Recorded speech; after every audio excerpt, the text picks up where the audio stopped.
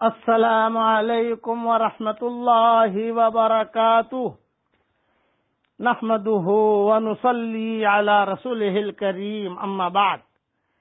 آج کا سبق سن لیجئے۔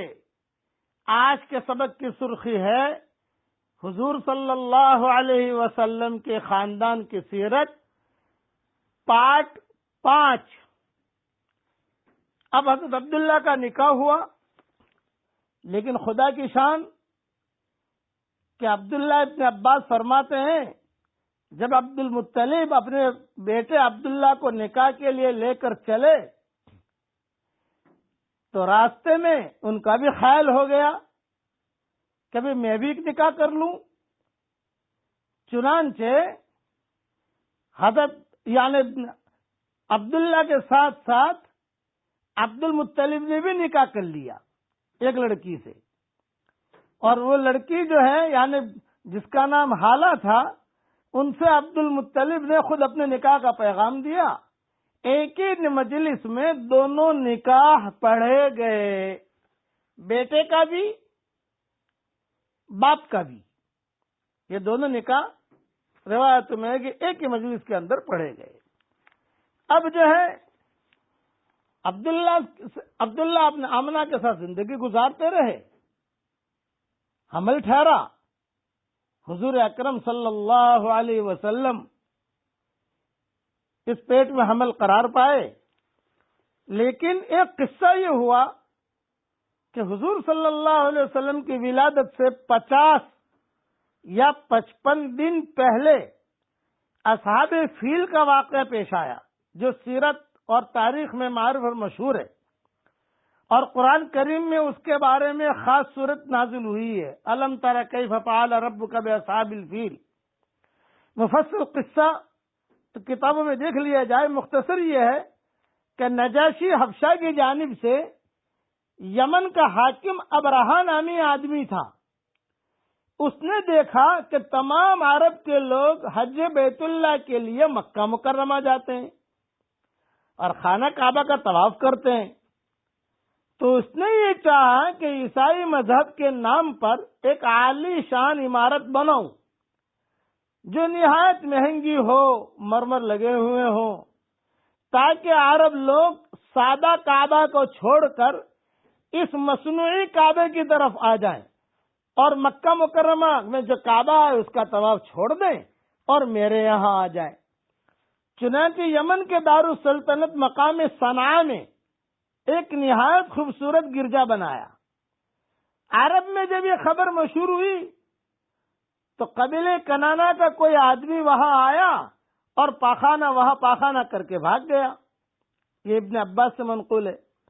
بعض کہتے ہیں کہ عرب کے نوجوانوں نے اس کے قرب و جوار میں آگ جلائی ہوئی تھی، ہوا سے اڑ کر اس گرجا میں آگ لگ گئی اور گرجا جو ہے وہ جل کر خاک ہو گیا، جو مصنوعی نقلی کعبہ تھا وہ ختم ہو گیا۔ ابرہہ نے غصے میں آ کر قسم کھائی کہ میں بیت اللہ کو گراؤں گا اور بیت اللہ کو گرا کر سانس لوں گا۔ اسی ارادے سے مکہ مکرمہ پر چڑھائی کرنے کی اس نے کوشش کی۔ جس عرب کے قبیلے سے راستے میں ملاقات ہوتی تو اس کو ختم کر کے آگے بڑھتا رہتا، یہاں تک کہ یہ ابرہہ اپنے ہاتھیوں کو لے کر، فوجی لشکر کو لے کر مکہ مکرمہ پہنچ گیا۔ ابھی حضور صلی اللہ علیہ وسلم پیدا نہیں ہوئے ہیں، 50 روز 55 روز دنیا میں آنے کے باقی ہیں۔ ساتھ میں اس کے ہاتھی بھی تھے۔ اطراف مکہ میں اہل مکہ کے جو مویشی چرتے تھے، ابرہہ کے لشکر نے مویشی، یہ جانور سب پکڑے اور سب کو جو ہے ذبح کیا۔ ان میں 200 اونٹ حضور صلی اللہ علیہ وسلم کے چچا عبد المطلب کے بھی تھے۔ وہ 200 اونٹ یہ ابرہہ نے پکڑ لیے، چونکہ دادا گیری تھی، اقتدار تھا ابرہہ کا۔ مکہ والے تو غریب لوگ تھے بیچارے، تو عبد المطلب کے 200 اونٹ انہوں نے جو ہے وہ پکڑ لیے، اور بالکل پورے مکہ والے مکہ کو چھوڑ کر بھاگنے لگے۔ خود عبد المطلب نے کہا بھئی بہت بڑا یہ حملہ ہو رہا ہے، تم جو ہے جلدی سے مکہ مکرمہ چھوڑو، مکہ مکرمہ خالی کرو، اس لیے کچھ پتا نہیں یہاں آ کر کیا کرے گا۔ سارے کے سارے لوگ مکہ چھوڑ کے بھاگنے لگے۔ اس وقت قریش کے سردار اور خانہ کعبہ کے جو متولی تھے وہ عبد المطلب تھے۔ جب ان کو ابرہہ کی خبر ہوئی تو قریش کو جمع کر کے کہا کہ دیکھو تم یعنی گھبرانے کی بھی بات بھی ہے اور گھبرانے کی بات نہیں بھی ہے، کچھ پتہ نہیں کیا ہوگا، یا تو جو ہے مکہ خالی کر دو، یا مکہ خالی نہیں کرنا تو یا ہمت سے پڑے رہو۔ بس ایک بات کہتا ہوں، یہ عبد المطلب نے کہا، ایک بات کہتا ہوں، چاہے تمہارے گھروں کو وہ ختم کر دے، کچھ بھی کرے، لیکن اللہ کا گھر کو وہ منہدم نہیں کر سکتا۔ یہ اللہ کا گھر ہے، اللہ خود اس کے گھر کی حفاظت کرے گا۔